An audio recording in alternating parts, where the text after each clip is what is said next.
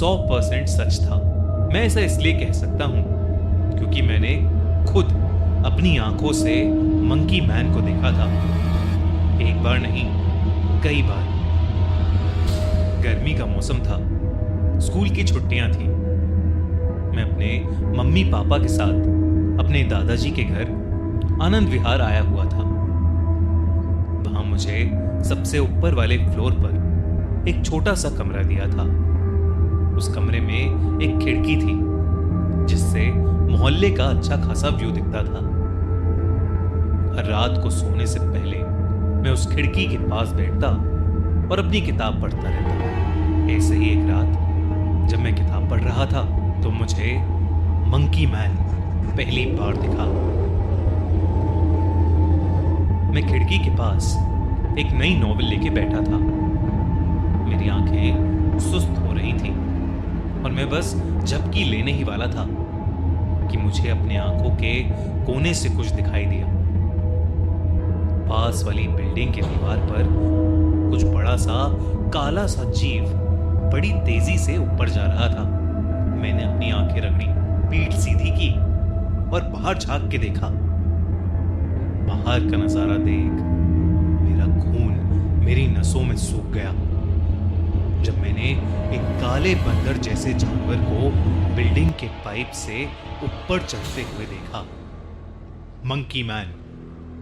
मैंने उसके बारे में कहानियां तो जरूर सुनी थी, पर कभी ये नहीं सोचा था कि वो कहानियां सच हो सकती थी। वो करीब 7 फुट लंबा था। उसका शरीर घने काले बालों से भरा हुआ था। उसे देख मेरा मुंह खुला का खुला रह गया जब वो छत पर चढ़ा और सीधा उठकर खड़ा हो गया। चांद की रोशनी उसके चेहरे पर आ गिरी। चाकू सी नुकीली हड्डियां, नरम चमड़ी और आंखें जो चांदनी में चमक रही थीं। ऐसा लग रहा था कि जैसे किसी बंदर के सर में किसी ने जबरदस्ती इंसान का चेहरा घुसा दिया हो। लेकिन मैं मंकी मैन को कुछ ही पल देख पाया था क्योंकि वो मुड़कर छत से कूदकर अंधेरे में कहीं गायब हो गया।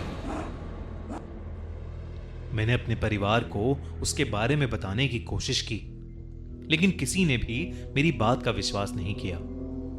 उन्हें लगा मैं अटेंशन के लिए मंकी मैन के बारे में कोई मजाक कर रहा हूं। यहां तक कि पापा ने मुझे डांट लगा दी और कहा कि अब मेरी ये सब मजाक करने की उम्र नहीं रही है। लेकिन मैं झूठ नहीं बोल रहा था। मैंने सच में मंकी मैन को देखा था। उस दिन के बाद से मंकी मैन का जुनून मुझ पर सवार हो गया। अखबार में आई कोई खबर हो या गलियों में बहती कोई अफवाह, मुझे जहां भी उसके बारे में कोई जानकारी मिलती मैं वहां फट से पहुंच जाता। यहां तक कि अगर कहीं उसके दिखने की बात हुई होती तो मैं मौका मिलते ही वहां पहुंच जाता। मेरी इन कोशिशों की वजह से मुझे मंकी मैन कई बार दिखा, छत पर, ब्रिज के नीचे और एक बार एक अंडरग्राउंड पार्किंग में भी। मैंने जितना उसे देखा उतना ज्यादा मुझे ऐसा लगा कि शायद वो एक ऐसा जानवर है जो अपने घर से बहुत दूर आ गया है और अब हम इंसानों की दुनिया में कहीं खो गया है। लेकिन मेरा ऐसा फील करने से कोई फर्क नहीं पड़ता था। हम इंसानों के लिए तो वो बस एक राक्षस ही था। मुझे याद है जब मैंने उसे पहली बार किसी मासूम को चोट पहुंचाते देखा था। देर रात थी। मैं अपनी खिड़की के पास बाइनोकुलर्स लेके बैठा था। मैंने उसे एक बिल्डिंग की छत पर देखा। उसके पीछे पटाखे फट रहे थे और वो उस शोर से डर के वहां से भाग रहा था। एक छत से दूसरी छत कूद कूद के उन लोगों से दूर भाग रहा था। भागते भागते उसके रास्ते में एक ऐसी छत आई जिस पर एक बुजुर्ग आदमी सैर कर रहा था। मंकी मैन कूदकर उस छत पर आया और उसे देखकर वो बुजुर्ग आदमी घबरा उठा। मंकी मैन उस पर गुर्राया और उस बुजुर्ग आदमी का संतुलन बिगड़ गया। वो छत से सीधा जमीन पर 6 फ्लोर नीचे आ गिरा। उसकी चीखें और उसकी जमीन पर गिरने की आवाज मुझे आज तक याद है। ये पहली बार था जब मैंने अपने सामने किसी को मरते हुए देखा था। सुबह उस बुजुर्ग आदमी की बिल्डिंग के पास खड़ी भीड़ और एम्बुलेंस को देखकर मेरी आंखों से आंसू निकल आए।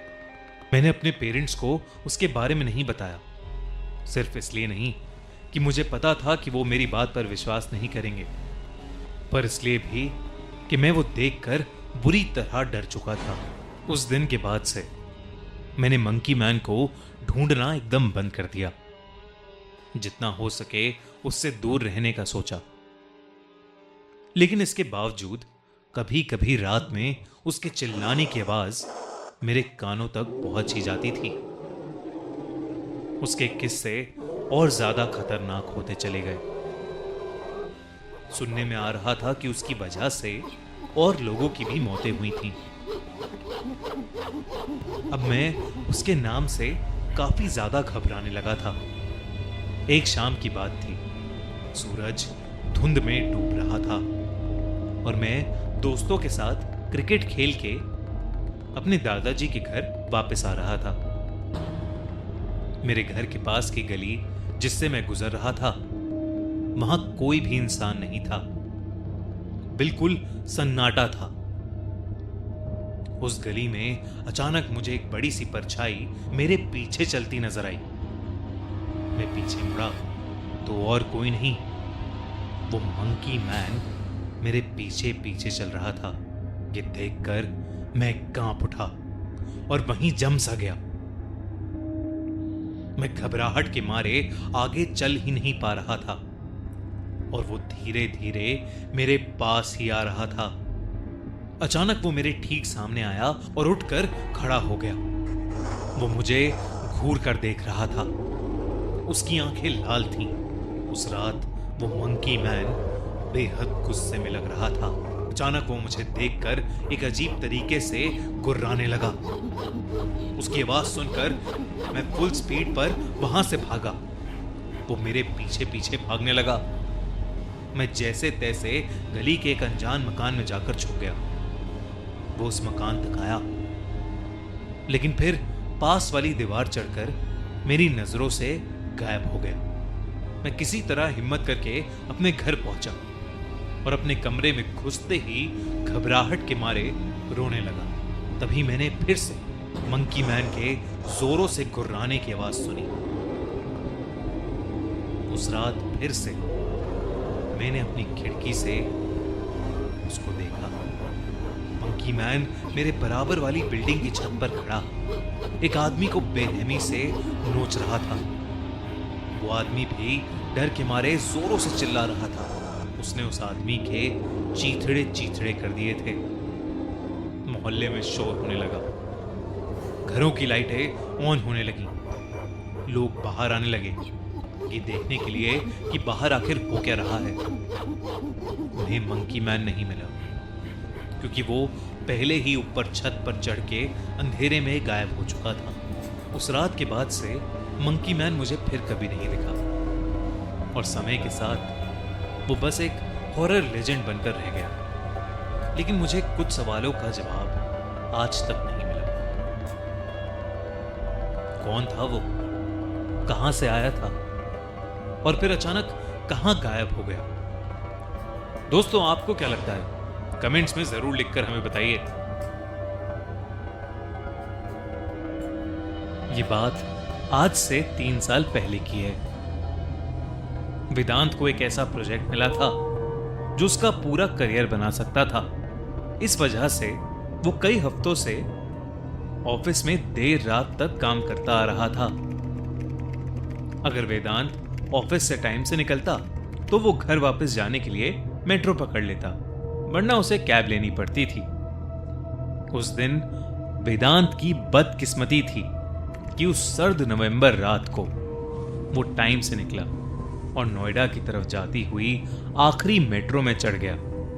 जब वो स्टेशन पहुंचा तो ट्रेन के दरवाजे बंद हो रहे थे। मेट्रो की अनाउंसमेंट स्टेशन के स्पीकर्स पर बजी और वो ट्रेन की तरफ तेजी से दौड़ा। इतनी ज्यादा ठंड थी कि उसकी सांस भाप के रूप में उसके मुंह से निकल रही थी। हाफते हुए वो सबसे पास वाले डब्बे में आ गया। मेट्रो के दरवाजे उसके ठीक पीछे बंद हुए और वो हड़बड़ाकर सामने वाली सीट पर जाकर बैठ गया। वेदांत की सांस अब भी फूल रही थी कि मेट्रो एक हल्के झटके से चल पड़ी। मेट्रो ने धीरे धीरे रफ्तार पकड़ी और वेदांत ने नोटिस किया कि वहां सिर्फ वही था। पूरी ट्रेन में उसके अलावा और कोई पैसेंजर नहीं था। वेदांत ये देखकर थोड़ा घबरा गया। पता नहीं क्यों, पर वेदांत की दिल की धड़कनें उस खाली ट्रेन को देखकर तेज होने लगी थी। मेट्रो की एक और अनाउंसमेंट आई। अगला स्टेशन आ चुका था। ट्रेन के दरवाजे खुले और एक ठंडी हवा का झोंका डब्बे में घुसाया। वेदांत कपकपा उठा। ठंड की वजह से नहीं, बल्कि जो वेदांत ने बाहर देखा उसकी वजह से। पूरा स्टेशन खाली था, एक आदमी के सिवाय। वो सामने एक लोहे की बेंच पर बैठा हुआ था। वो अधेड़ उम्र का था और उसने जीन्स और एक जैकेट पहनी हुई थी। उसकी पीठ इतनी सीधी थी कि ऐसा लग रहा था कि उसकी रीढ़ की हड्डी की जगह कोई लोहे का सरिया हो। आंखें फाड़कर वो आदमी अपने सामने कहीं दूर देख रहा था, जैसे किसी ने उसको चौंका दिया हो। उसकी बड़ी बड़ी आंखें ही बहुत थीं वेदांत को डराने के लिए, पर जो देखकर वेदांत की रूह कांप उठी वो थी उसकी मुस्कुराहट। एक कान से दूसरे कान तक खिंची हुई एक बेजान मुस्कान। वो एक भयानक पुतले की तरह बिना हिले डुले बस वहीं बैठा हुआ था। ट्रेन के उस स्टेशन से निकलने तक भी वो आदमी वहां से बिल्कुल भी नहीं हिला। यहां तक कि उसने अपनी पलकें तक नहीं झपकाई। वेदांत की सांस में सांस आई और वेदांत ने अपना सर हिलाया और खुद पर हंसने लगा। उसने सोचा कि यह कोई डरने की बात नहीं थी, कोई शायद शराब पी के बैठा हुआ होगा। वेदांत ये सोच ही रहा था कि मेट्रो का अगला स्टेशन आ गया। स्पीकर से अनाउंसमेंट आई और स्टेशन की लाइटें दिखने लगी। फिर ट्रेन प्लेटफॉर्म पर रुकी। दरवाजे खुले और इस बार तो वेदांत के होश उड़ गए। वो बूढ़ा आदमी वेदांत के ठीक सामने फिर से उसी बेंच पर बैठा हुआ था। वही मुस्कान, वही बड़ी बड़ी आंखें लिए। ऐसा कैसे हो सकता था? वो अगले स्टेशन पर इतनी जल्दी कैसे पहुंच सकता था? स्पीकर से फिर एक अनाउंसमेंट हुई, पर वेदांत का उस पर कोई ध्यान नहीं था, क्योंकि उसी वक्त उस आदमी की आंखें हैं और वेदांत की आंखों से मिली। वेदांत का दिल उसकी छाती पर हथौड़े की तरह बजने लगा। ट्रेन के दरवाजे बंद होते होते लगभग एक अरसा बीत गया। जैसे ही दरवाजे बंद हुए, वेदांत इंजन की तरफ जाने लगा। उसने सोचा कि अगर ट्रेन में कोई और पैसेंजर नहीं है तो कम से कम वो ड्राइवर के पास तो पहुंच ही सकता था। पर उसकी किस्मत खराब थी। उसके वहां तक पहुंचने से पहले ही ट्रेन अपने अगले स्टेशन पर पहुंच गई थी। दरवाजे खुलने लगे।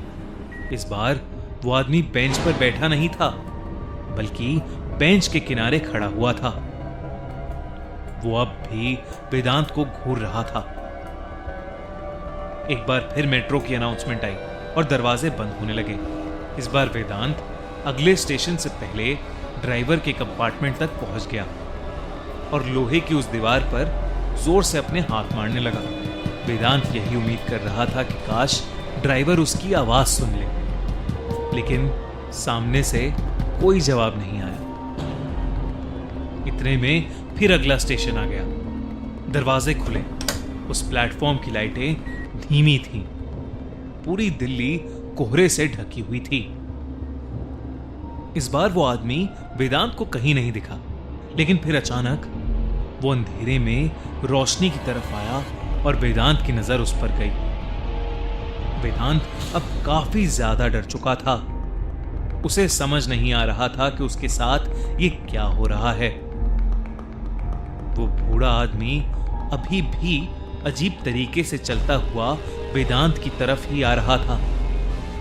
वो किसी नॉर्मल इंसान की तरह नहीं, बल्कि किसी कठपुतली की तरह ही चलता हुआ वेदांत के पास आ रहा था। एक और कदम उसे ट्रेन में अंदर ले आता। वेदांत का शरीर अकड़ने लगा और घबराहट में उसकी एक जोर की चीख निकली। वेदांत ट्रेन के अंदर दूसरी तरफ के कंपार्टमेंट में भागने लगा। दरवाजे दोबारा बंद हुए और वेदांत को एहसास हुआ कि वो अब ट्रेन में उस आदमी के साथ बंद था। मेट्रो फिर एक बार झटके से शुरू हुई और वेदांत इस बार लड़खड़ा कर नीचे गिर पड़ा। जब वेदांत ने उठने की कोशिश की तो उसने अपने पीछे कुछ ऐसा देखा जो आज तक उसकी याददाश्त में छपा हुआ है। ट्रेन जोरों से हिल रही थी।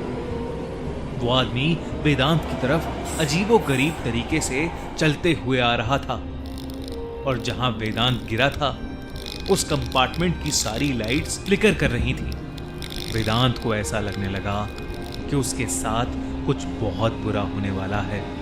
वो एक छोटे बच्चे की तरह फूट फूट कर रोना चाहता था, पर किसी तरह उसने हिम्मत जुटाई और उठ खड़े होकर दोबारा दौड़ना शुरू किया। वो ये सोच रहा था कि अगर वो ट्रेन के एंड तक पहुंचा तो फिर उसके आगे क्या? क्या वो डरावना आदमी उसे पकड़ लेगा और फिर क्या वो उसे मार डालेगा? वेदांत भागते भागते आखिरी डब्बे में पहुंचा। उसने अपने साइड में देखा कि अगला स्टेशन भी आ चुका था। वेदांत ने पीछे मुड़कर देखा तो वो आदमी अब वेदांत के बेहद पास था। उस डब्बे की भी लाइट्स जल बुझ करना शुरू हो गईं। ट्रेन धीरे हुई, लेकिन मेट्रो के दरवाजे अभी भी खुले नहीं थे। वो आदमी अब वेदांत के चेहरे के पास आ गया था। वेदांत ने ट्रेन के शीशे को पीटना शुरू कर दिया। उस आदमी ने वेदांत का चेहरा पकड़ लिया और एक बार फिर से वो भयानक मुस्कान उसके चेहरे पर वापस आ गई।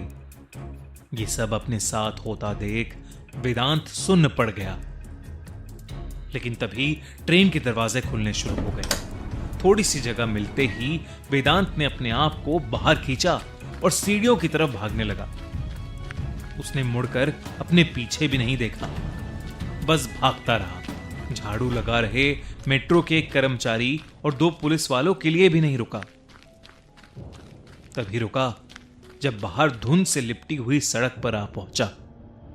जब उसके फेफड़ों में सांस आई तो वेदांत ने आखिरी बार ऊपर मेट्रो स्टेशन की तरफ देखा। वो मेट्रो ट्रेन वहीं खड़ी हुई थी और उसके आखिरी डब्बों की लाइटें अभी भी टिमटिमा रही थीं। ये बात साल 2005 की है। दिल्ली और दिल्ली के आसपास के इलाकों में एक अफवाह फैलने लगी थी, जिसे सुनकर लोग घबरा उठे थे। अक्सर राजस्थान के बालाजी मंदिर में चुड़ैलों को बोतलों में कैद करके रखा जाता है, लेकिन उस समय वहां से 3 बोतल गायब हो गई थी। कहा जा रहा था कि उन बोतलों में कैद 3 चुड़ैलें आजाद हो गई थीं और दिल्ली आ पहुंची थी।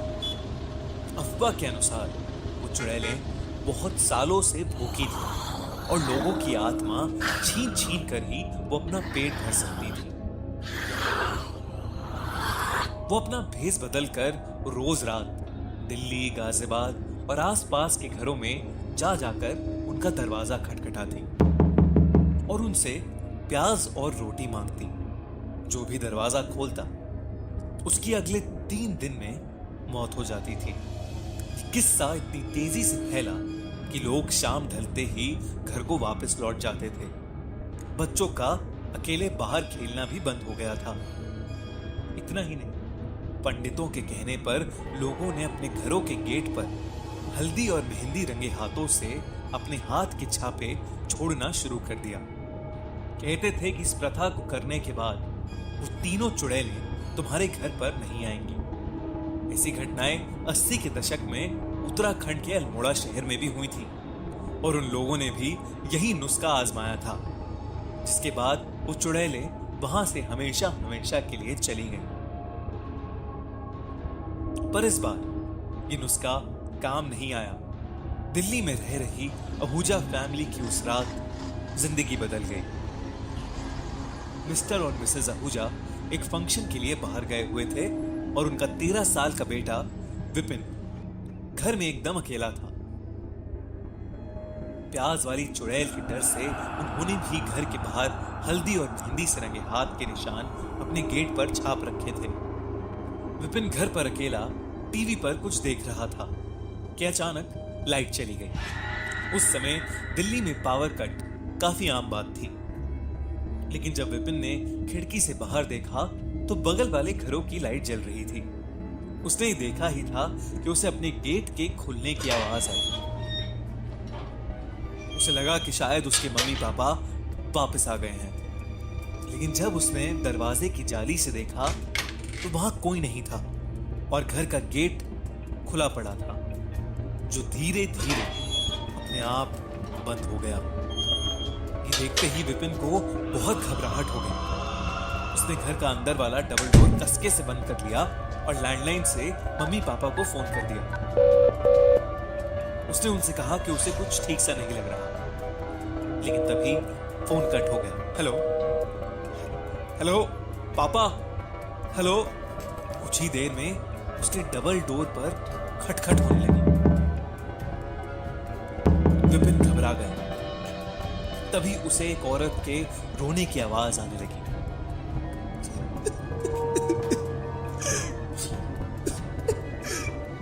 मैंने सुबह से कुछ नहीं खाया है, मुझे कुछ खाने के लिए दे दो। विपिन डरता हुआ जाली के दरवाजे से उस औरत को देखने लगा। उसे एक बूढ़ी सी औरत दिखी जो वाकई में गरीब और भूखी लग रही थी। विपिन को उस पर दया आ गई। वो भूल गया कि रोटी और प्याज मांगने वाली वो चुड़ैल भेस बदल कर आती थी। विपिन ने किचन में जाकर देखा, लेकिन वहां खाने का ज्यादा सामान नहीं पड़ा था। बस एक रोटी और थोड़े से आलू थे। वो लेकर उसने दरवाजा खोला और वो रोटी और आलू उस बूढ़ी अम्मा को दे दिए, लेकिन उस बूढ़ी अम्मा ने आलू नीचे फेंक दिए और उससे प्याज मांगने लगी। मुझसे आलू नहीं खाए जाते, ऐसा करो मुझे प्याज ही दे दो। जैसे ही उसने प्याज मांगी, विपिन समझ गया कि वही प्याज मांगने वाली चुड़ैल है। वो घबराते हुए प्याज लेने अंदर की तरफ गया, लेकिन उस बूढ़ी औरत ने उसका हाथ पकड़ लिया और कहा, मैं भी चलती हूँ तुम्हारे साथ, खुद ही ले लेती हूँ प्याज। ये कहते कहते मानो उसका हुलिया ही बदल गया और उस बुढ़िया ने चुड़ैल का भयानक रूप ले लिया और वो जोर जोर से हंसने लगी।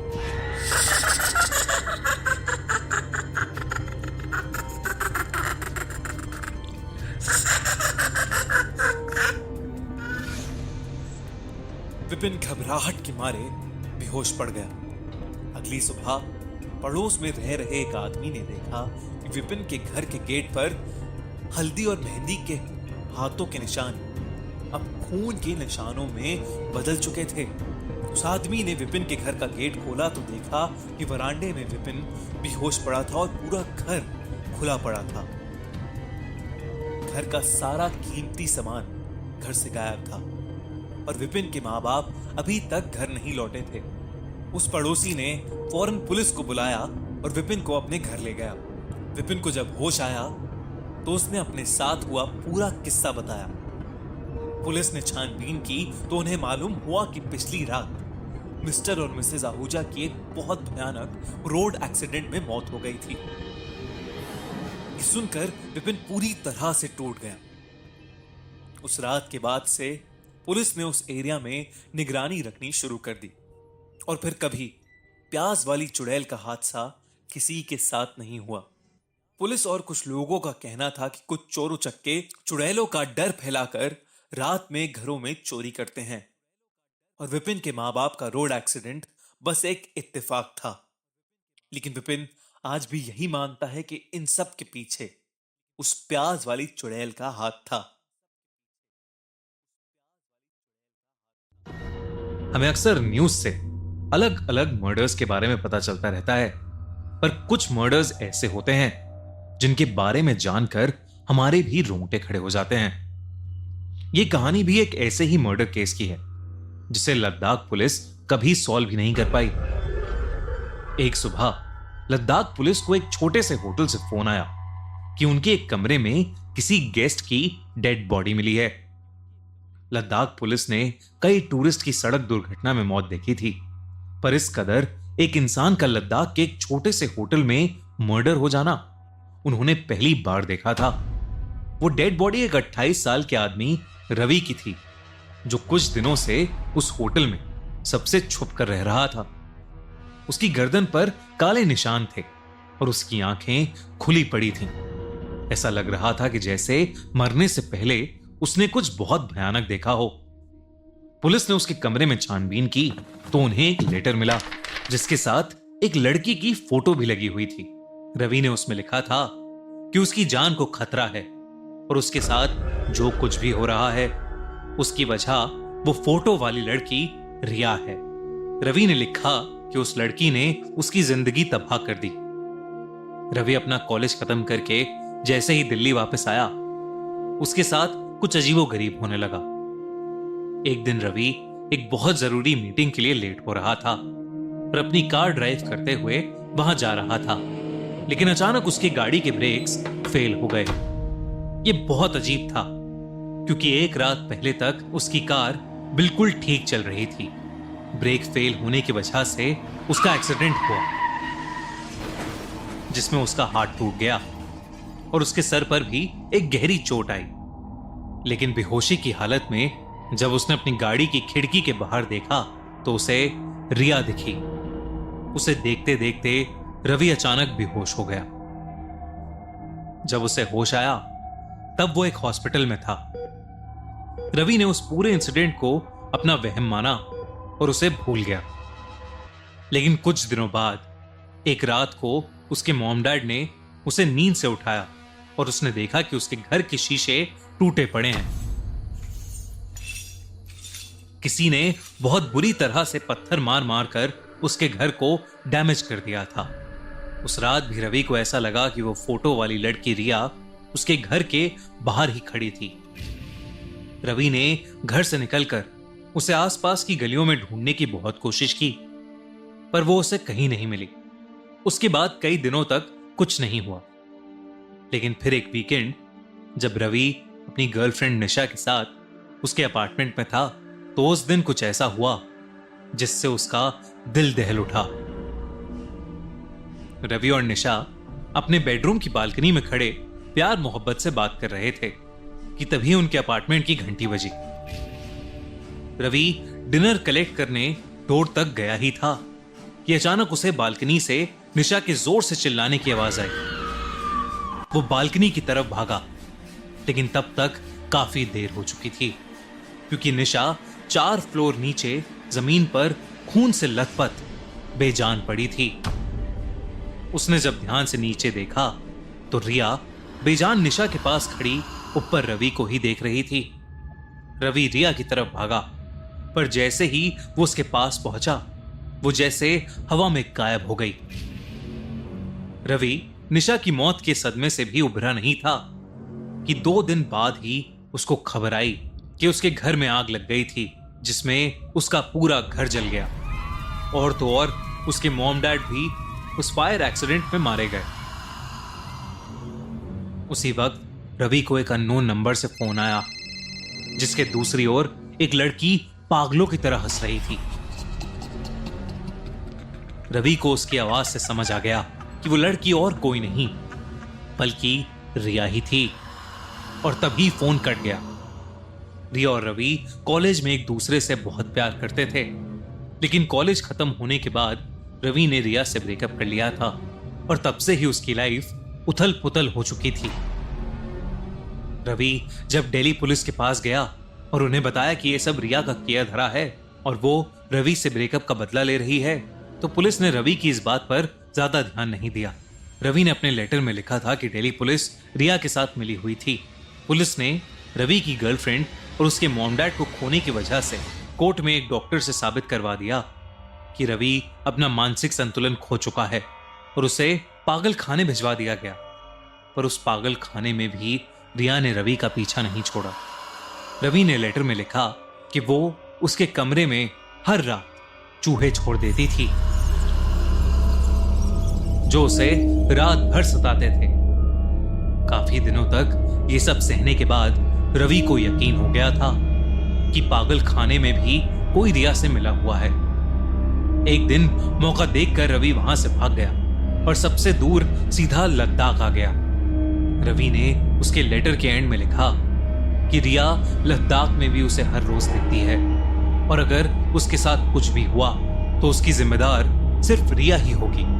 लद्दाख पुलिस ने लेटर तो पढ़ा, लेकिन उसके बाद उनके लिए वो केस और भी ज्यादा कॉम्प्लिकेटेड हो गया, क्योंकि फॉरेंसिक रिपोर्ट के मुताबिक किसी और ने नहीं बल्कि रवि ने खुद ही अपने हाथों से अपना गला दबाकर अपनी जान ली।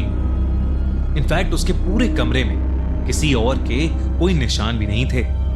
लद्दाख पुलिस ने रवि के होटल के आसपास की सीसीटीवी फुटेज चेक करवाई, पर रिया की शक्ल या कद काठी वाली कोई भी लड़की उन्हें दिखाई नहीं दी। दिल्ली पुलिस से बात करके जब रिया के घर की डिटेल जांच करवाई गई तो पता चला कि उस घर में रिया कई साल पहले रहती थी। पुलिस को एक और शॉकिंग बात पता चली। रिया को मरे हुए कई साल बीत चुके थे। रिया की बेस्ट फ्रेंड ने पुलिस को बताया कि रिया बहुत टाइम से डिप्रेशन में थी और धीरे धीरे उसकी तबीयत इतनी खराब हो गई कि कमजोरी की वजह से उसकी मौत हो गई। लेकिन रिया के डिप्रेशन में जाने का कारण कोई और नहीं बल्कि रवि ही था। रिया बहुत ही अच्छी लड़की थी और एक होनहार स्टूडेंट थी। रवि रिया से प्यार का ढोंग करके उससे अपने एग्जाम्स लिखवाता था और उसे यूज करता था। एक बार रिया ने रवि को किसी और लड़की के साथ उसे चीट करते हुए पकड़ लिया था और इसीलिए उसने रवि से ब्रेकअप कर लिया। लेकिन रिया रवि से बहुत प्यार करती थी, इसलिए ब्रेकअप के बाद वो डिप्रेशन में चली गई। ना वो कुछ खाती पीती थी, ना वो किसी से बात करती थी, बस उदास रहती थी। दिल्ली पुलिस से सारी जानकारी लेने के बाद और आसपास की तहकीकात करने के बाद लद्दाख पुलिस ने यह माना कि रवि पागल हो गया था और अपनी मौत का जिम्मेदार वो खुद था। लेकिन पुलिस के दिमाग में हमेशा एक डाउट रह गया, क्योंकि रवि के लेटर में लिखी सारी बातें सच थी। उसकी गर्लफ्रेंड की मौत अपार्टमेंट से नीचे गिरकर हुई और उसके पेरेंट्स घर में आग लगने की वजह से मारे गए। पुलिस को कभी कोई ठोस रीजन नहीं मिला कि रवि अपनी जान खुद क्यों लेगा, पर फिर भी मीडिया के प्रेशर की वजह से उन्होंने ये केस क्लोज कर दिया। पर क्या रवि सच में पागल था या शायद उसे वाकई अपनी एक्स गर्लफ्रेंड रिया की आत्मा दिखती थी जो उससे अब बदला लेना चाहती थी, और शायद इसीलिए उसने पहले रवि की पूरी लाइफ खराब कर दी और फिर उसे मार डाला।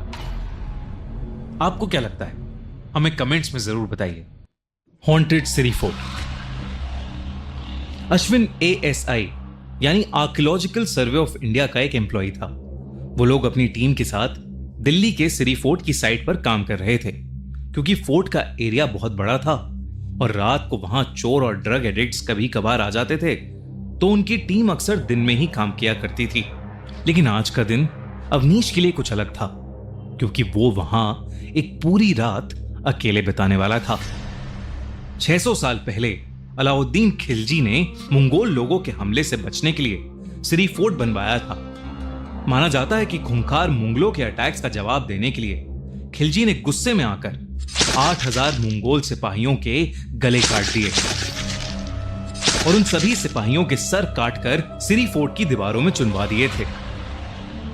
जिसके बाद इन दीवारों के अंदर एक पूरा शहर बसाया गया, जिसका नाम भी उन दीवारों में दफन सिरों की वजह से सिरी रखा गया। लोगों का मानना है कि आज भी वहां उन सभी सरकटे सिपाहियों की आत्मा भटकती है। वहां के गार्ड्स ने अवनीश को बताया कि लोगों को यहां रात को घोड़े की, सरकटे मंगोलों के चीखने की, मदद मांगने की अजीब सी आवाजें आती हैं, जो लोग रात को यहां रुके हैं उनके मुंह दीवार पर रगड़कर उन्हें मारने की भी कोशिश की जा चुकी है। ये सारी बातें सुनकर अवनीश की सिरी फोर्ट में दिलचस्पी और बढ़ गई। वो अब वहां एक रात रुककर देखना चाहता था कि सिरी फोर्ट में एक्चुअली ये सब चीजें होती हैं या ये बस एक कहानी है। जैसे दिल्ली की हर पुराने मॉन्यूमेंट के साथ कोई ना कोई भूतिया कहानी जुड़ी होती है। अंधेरा होते ही उसकी पूरी टीम वापस चली गई, लेकिन वो वहीं रुक गया। अपना कैमरा, टॉर्च और नोटपैड लेकर अवनीश अंदर चला गया। रात में उसे सिरी फोर्ट के शहर के खंडर दिन से भी ज्यादा सुंदर लग रहे थे। उसे विश्वास ही नहीं हो रहा था कि इतनी सुंदर दीवारों के अंदर अलाउद्दीन खिलजी ने 8000 मंगोल सिपाहियों के सर काटकर चुनवा दिए थे। मस्जिद क्रॉस करके वो सबसे पहले बनी दीवार के कोने की तरफ चल पड़ा। वो रास्ता झाड़ियों से भरा था और अब उसके चारों तरफ रूह कपकपाने वाली शांति फैल गई थी। उसे अब उस दीवार के खंडर दिखने शुरू हो गए थे। उसे ऐसा लगा कि उसे किसी की मदद मांगने की आवाज आ रही है। उसे लगा कि शायद डोर से कहीं किसी की आवाज गूंज रही होगी। तो अवनीश ने उस पर ज्यादा ध्यान नहीं दिया, लेकिन उसने जैसे ही अपना कैमरा ऑन किया तो उसकी फ्लैश से आगे की दीवारें भी दिखने लगीं, जिसमें उसे अचानक से दीवार के अंदर धंसा हुआ एक कटा हुआ सर दिखा। अवनीश घबरा गया। उसने कैमरा हटाकर दीवार की तरफ देखा, लेकिन वहां कोई नहीं था। जब उसने वापस कैमरे में देखने की कोशिश की तो उसका कैमरा अचानक बंद पड़ गया। अवनीश को यह बात बहुत अजीब लगी, क्योंकि जब वो वहां आया था तो उसके कैमरे की बैटरी फुल थी। वो अपने कैमरे को ऑन करने की कोशिश कर ही रहा था कि तभी उसे थोड़ी दूर से घोड़ों के चिल्लाने और दौड़ते हुए कदमों की आवाजें आने लगीं। अवनीश ने एक कहानियों में सुना था कि रात को सिरी फोर्ट जिंदा हो जाता है। वहां की दीवारें उस जमाने का एक भ्रम बनाने लगती हैं और वो मरे हुए मंगोल अपने ही तरह लोगों को सिरी फोर्ट की खंडर हुई दीवारों में कैद कर लेते हैं। इसलिए जब उसने वो आवाज सुनी तो अवनीश ने सोचा कि सिरी फोर्ट से निकलना ही बेटर होगा। इसलिए अवनीश वहां से जाने लगा, लेकिन उसे बाहर निकलने का रास्ता मिल ही नहीं रहा था। वो जिस भी डायरेक्शन में जाता था वो उसी दीवार के पास घूमकर वापस आ रहा था। उसका फोन भी बंद हो चुका था। अवनीश वहां खड़ा चिल्लाने लगा, लेकिन उसके चिल्लाने के बाद भी कोई उसे सुन नहीं पा रहा था। अवनीश बहुत ज्यादा घबराने लगा। वो आवाजें रुक ही नहीं रही थीं। किसी तरह उसने अपनी सारी जान लगाई और उस दीवार से उल्टी डायरेक्शन में बिना रुके भागने लगा। पर वो जैसे जैसे भाग रहा था उन्हीं घोड़ों की आवाज और तेज होने लगी और उसके और पास आने लगी। भागते भागते वो फिर उसी दीवार के सामने आ गया। तभी एकदम से उसे दिखा कि उसी दीवार से एक कटा हुआ सर बाहर निकलने की कोशिश कर रहा है। उसके वॉर हेलमेट और चेहरे से साफ था कि वो एक मंगोल सोल्जर का सर था। अवनीश ने देखा कि उसका मुंह धीरे धीरे खुल रहा था, जैसे वो कटा हुआ सर कुछ बोलने की कोशिश कर रहा हो। अवनीश ने डर के मारे अपनी आंखें बंद कर लीं। अपने आप को समझाया कि यह सब उसकी इमेजिनेशन का एक हिस्सा है, लेकिन जब उसने आंखें खोली तो उसका खून सूख गया, क्योंकि अब उसके सामने एक नहीं बल्कि कई कटे हुए सर दीवारों से निकलकर उसको घूर रहे थे और दर्द से चिल्ला रहे थे। अवनीश का दिल अब तेजी से धड़क रहा था। वो पागलों की तरह चिल्लाने की कोशिश कर रहा था, लेकिन उसकी आवाज भी निकलना बंद हो गई थी। अवनीश को ऐसा लग रहा था कि वो सारे सर रोते हुए, दर्द में चिल्लाते हुए उसको अपनी तरफ खींचने लगे हों। अवनीश खुद को संभाल नहीं पा रहा था। उसके हाथ कांपने लगे थे और वो एकदम से उस दीवार की तरफ खिंचता चला गया। उसे ऐसा लग रहा था कि जैसे उन दीवारों में से कई हाथ निकलकर उसको जकड़ रहे हैं और दीवार की ओर खींच रहे हैं। उसने अपना सर दीवारों पर रगड़ना शुरू कर दिया, जैसे वो खुद को उन्हीं दफनाए हुए सरों का हिस्सा बना रहा हो। उसे बहुत ज्यादा दर्द हो रहा था, लेकिन वो खुद को रोक ही नहीं पा रहा था। अचानक से उसे अपनी गर्दन पर बहुत तेज दर्द महसूस हुआ। उसे ऐसा फील हो रहा था कि जैसे कोई उसका सर उसकी बॉडी से अलग कर रहा है। उसके चारों तरफ वो कटे हुए सर उसे ही घूरते हुए और तेज चिल्लाने लगे। अवनीश भी दर्द में चीखता रहा, लेकिन उसकी आवाज सुनने वाला वहां कोई नहीं था। अगली सुबह जब सिरी फोर्ट का एक गार्ड वहां राउंड ले रहा था, तो उसे अवनीश उसी दीवार से अपना सर रगड़ता हुआ मिला। उस गार्ड ने अवनीश को रोका, लेकिन वो पागलों की तरह बस खुद को उस दीवार के अंदर दफन करना चाहता था। जैसे तैसे उस गार्ड ने अवनीश को उस दीवार से दूर खींचा। अवनीश उस दीवार से दूर जाते ही नीचे गिर गया और एकदम से बेहोश हो गया। कुछ देर बाद अवनीश की आंखें हॉस्पिटल में खुली। उसने सबको अपने साथ हुई घटना के बारे में बताया। सब लोग अवनीश का एक्सपीरियंस सुनकर शॉक थे। उस दिन के बाद से अवनीश ने कभी वापस मुड़कर सिरी फोर्ट को नहीं देखा। सिरी फोर्ट के वो खंडर अभी भी वही हैं। आसपास के इलाकों में जिंदगी दिन रात चलती रहती है, लेकिन सिरी फोर्ट की दीवारों में वो मंगोल सिपाही आज भी वहां आपको अपने ही जैसे उन दीवारों में दफनाने का इंतजार कर रहे हैं। कोहरा, दिल्ली की सर्दी के बारे में पूरा इंडिया जानता है। कड़कती ठंड में दिल्ली बहुत ही खूबसूरत लगती है, पर इसी ठंड में हमें देखने को मिलता है खूब सारा कोहरा, घना कोहरा जो एक चादर की तरह पूरी दिल्ली को ढक देता है। पर क्या हो अगर ये कोहरा अपने साथ कुछ ऐसा लेकर आए जो आपकी जिंदगी ही बदल दे। आज की कहानी है याविन और उसके दोस्तों की। याविन और उसके दोस्त दिल्ली के बढ़ते पोल्यूशन से परेशान हो गए थे और कुछ समय के लिए दिल्ली से बाहर जाना चाहते थे। उन सभी ने मिलकर हिमाचल जाने का प्लान बनाया। 3 दिन बाद ही उन्होंने कैब हायर की और सुबह 4 बजे अपनी ट्रिप के लिए निकल गए। याविन और उसके दोस्तों को लेने आया ड्राइवर बहुत ही हंसमुख और खुश मिजाज था। कुछ ही समय में उस ड्राइवर की दोस्ती सभी से हो गई थी। उन लोगों को घर से निकले हुए करीब 4 घंटे हो चुके थे। सुबह के 8 बज रहे थे। आसमान में अब भी अंधेरा छाया हुआ था। तभी गाड़ी में बैठे सभी लोगों को सामने रोड पर एक घने कोहरे की चादर दिखी। वो कोहरा इतना गहरा था कि उसके आगे रोड दिखाई ही नहीं दे रही थी। याविन ने नोटिस किया कि उनका ड्राइवर जो पहले बहुत मुस्कुरा रहा था, अब अचानक से बहुत सीरियस हो गया है। उसके चेहरे का मानो रंग ही उड़ गया है। याविन को लगा कि शायद ड्राइवर कोहरे में गाड़ी चलाने से घबरा रहा था। याविन ने ड्राइवर के कंधे पर हाथ रखा और उससे कहा, भैया टेंशन मत लो, धीमी स्पीड पर गाड़ी कोहरे से निकाल लेना। तभी उस ड्राइवर ने याविन को देखा और सहमी हुई आवाज में कहा, मेरी आपसे विनती है, कोहरे से निकलते वक्त प्लीज गाड़ी की खिड़की बंद ही रखना, भूल कर भी मत खोलना। ड्राइवर इतना डरा हुआ था कि याविन और उसके दोस्तों की हंसी छूट गई।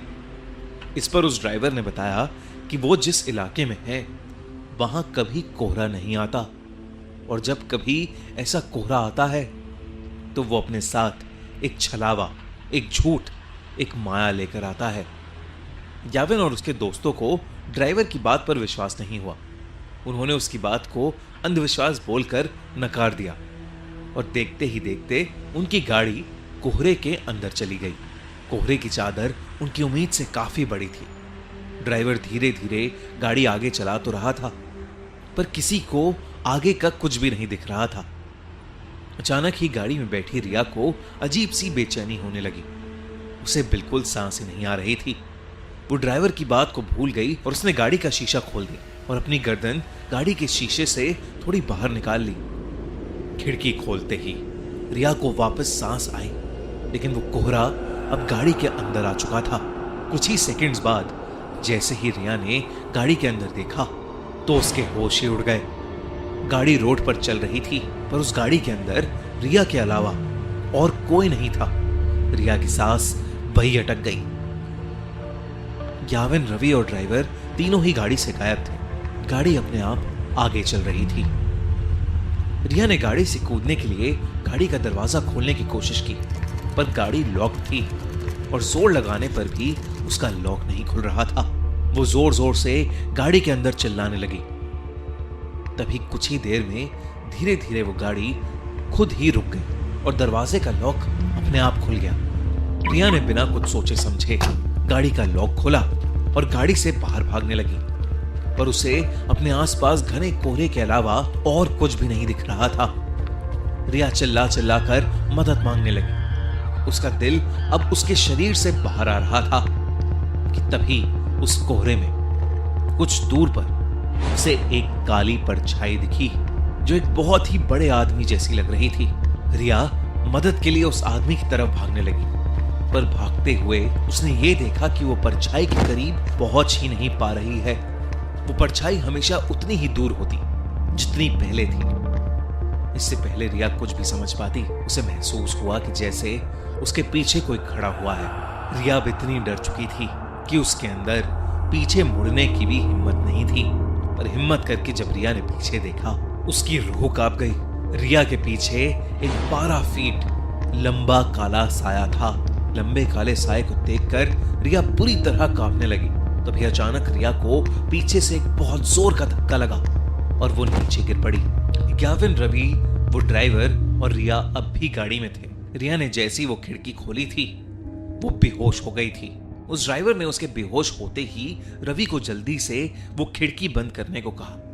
ग्याविन और रवि रिया की हालत देखकर उसे जगाने की कोशिश कर रहे थे और ड्राइवर बस बार बार एक ही चीज बोले जा रहा था, गाड़ी की खिड़की नहीं खोलनी चाहिए थी, नहीं खोलनी चाहिए थी गाड़ी की खिड़की। ग्याविन को अब ड्राइवर पर गुस्सा आने लगा था। उसे लग रहा था कि वो ड्राइवर एक मेडिकल इमरजेंसी पर वहम की पट्टी चढ़ा रहा है। याविन बस वहां से निकलकर रिया को हॉस्पिटल ले जाना चाहता था। याविन ने ड्राइवर को गाड़ी तेज चलाने के लिए कहा। ड्राइवर ने याविन की बात मानी और गाड़ी के एक्सीलरेटर पर अपना पैर दबा दिया। लेकिन कुछ ही सेकंड्स में अचानक से गाड़ी के सामने एक लड़की आ गई और इतनी तेज स्पीड होने की वजह से गाड़ी उस लड़की से टकरा गई। उस लड़की के टकराने के बाद ड्राइवर ने गाड़ी वहीं रोक दी। अब याविन और रवि की सांसें वहीं अटक गई थीं। याविन तुरंत गाड़ी से उतरकर उस लड़की को देखने गया। उसने देखा कि एक लड़की खून से लथपथ रोड पर उल्टी पड़ी हुई थी। याविन ने जैसे ही उसकी शक्ल देखने के लिए उसे पलटा, उसका दिल दहल गया। वो खून से लथपथ पड़ी लड़की कोई और नहीं बल्कि याविन की दोस्त रिया थी।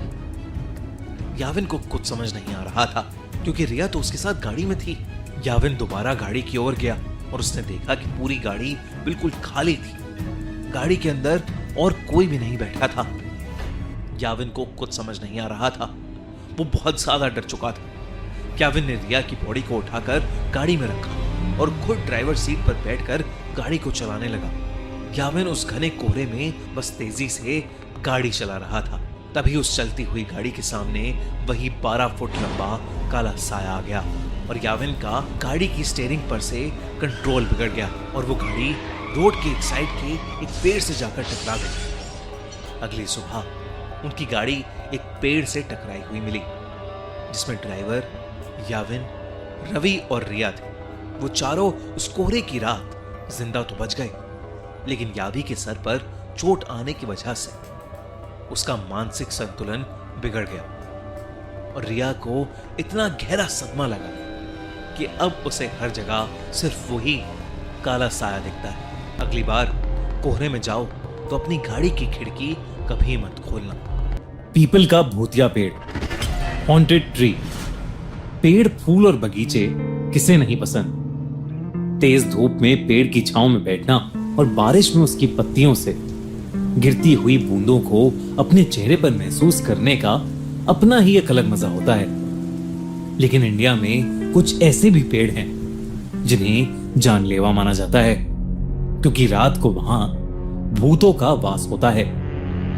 एक ऐसी ही स्टोरी लेकर आया है ZEE5 अपनी नई मूवी भूतनी में, जिसमें एक आत्मा करती है पूरे कॉलेज को हॉन्ट। जहां भूतनी एक मजेदार हॉरर कॉमेडी मूवी है, वहीं हमारी आज की कहानी दिल्ली यूनिवर्सिटी की एक रियल हॉरर स्टोरी पर बेस्ड है। आरव, नमन और वेदांश दिल्ली यूनिवर्सिटी में पढ़ते थे और कॉलेज हॉस्टल में एक ही रूम में रहते थे। उनका पहला ही साल था और उन तीनों की काफी अच्छी दोस्ती हो गई थी। उन्होंने एक रात कैंपस को एक्सप्लोर करने का प्लान बनाया। उन्हें किसी ने बताया था कि उनके कैंपस के अंदर एक बहुत पुराना पीपल का पेड़ है जिसे लोग हॉन्टेड या शापित कहते हैं, लेकिन वहां किसी को भी जाने की परमिशन नहीं है। इसलिए उन्होंने प्लान बनाया कि वो वहां जाएंगे और उस पेड़ को देखेंगे। वो कॉलेज की एक दीवार टाप कर उस कंपाउंड में पहुंच गए जहां वो पीपल का पेड़ था। वो जितना बड़ा था उतना ही भयानक भी लग रहा था। उसके आधे पत्ते सूखे हुए थे और आधे जैसे सड़ गए हों।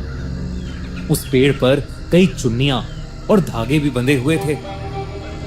वेदांश ने मस्ती में दोनों को डेर दिया कि अगर उनमें से कोई भी उस पेड़ से एक चुन्नी निकाल के ले आएगा तो वेदांश उसे 2000 रुपए देगा। घबराए हुए नमन ने तो पहले ही मना कर दिया, लेकिन आरव एकदम से पेड़ की तरफ चलने लगा। नमन ने डरते हुए आरव को रोका और उस पेड़ की कहानी बताने लगा। उसने बताया कि ऐसा कहा जाता है एक लड़की को उसके बॉयफ्रेंड ने कई साल पहले मारकर उसे उस पेड़ के नीचे दफना दिया था। कहते हैं कि उस लड़की की आत्मा आज भी उसी पेड़ से जुड़ी है।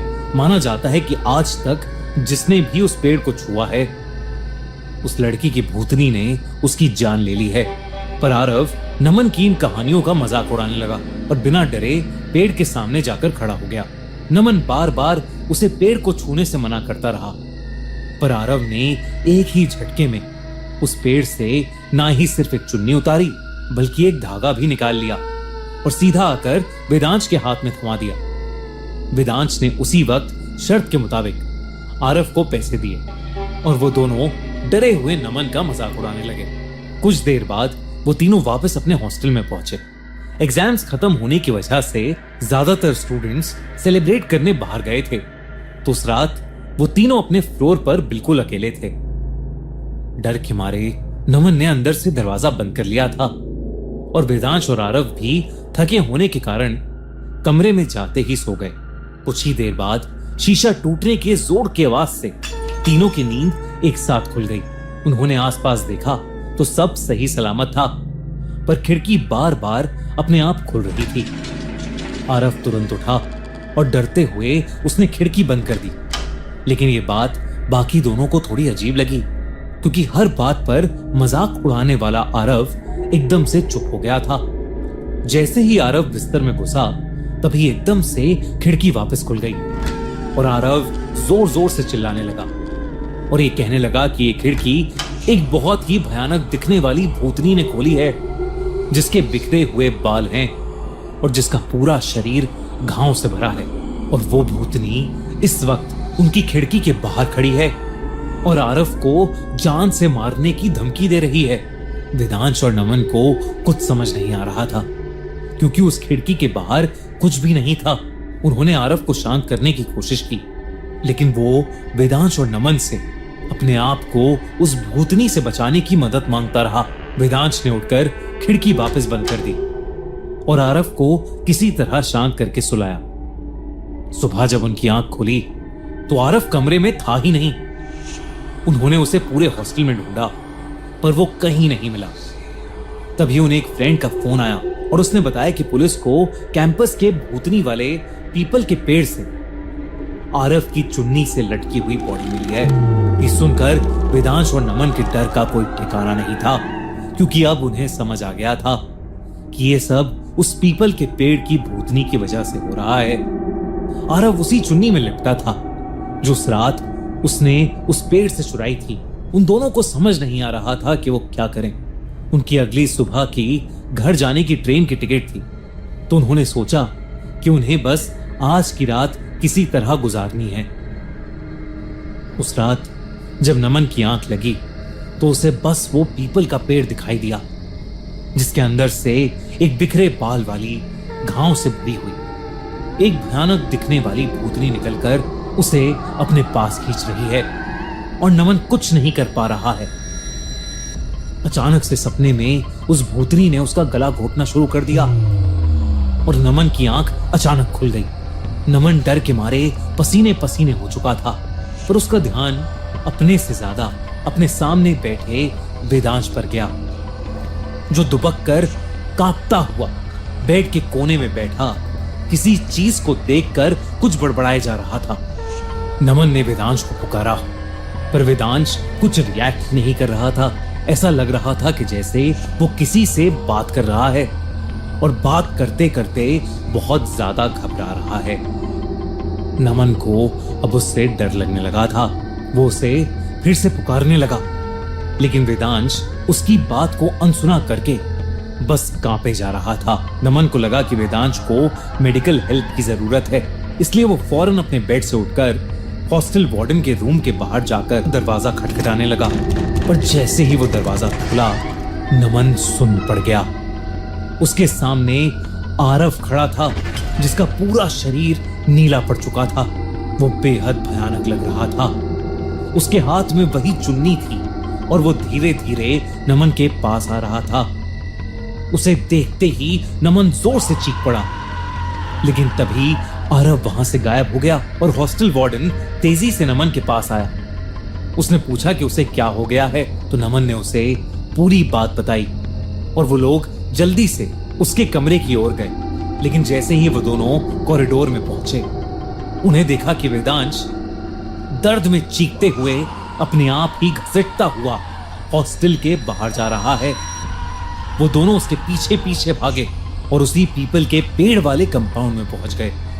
वहां उन्होंने जो देखा, वो देखकर उनकी हालत खराब हो गई। वेदांश हवा में फ्लोट कर रहा था।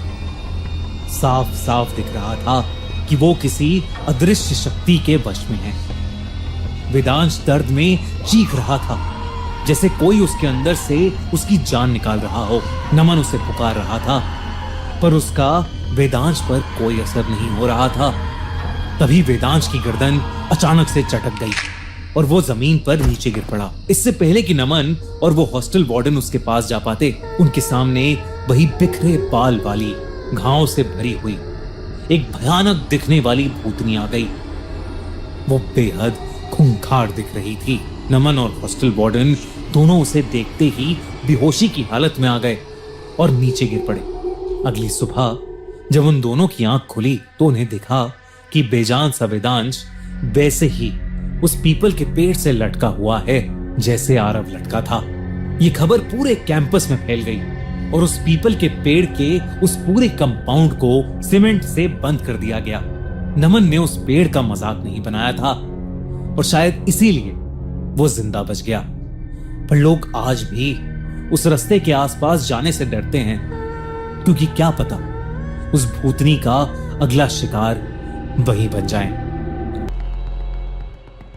अगर आपको हमारी ये कहानी अच्छी लगी तो हमारे चैनल खूनी मंडे को सब्सक्राइब करना मत भूलना।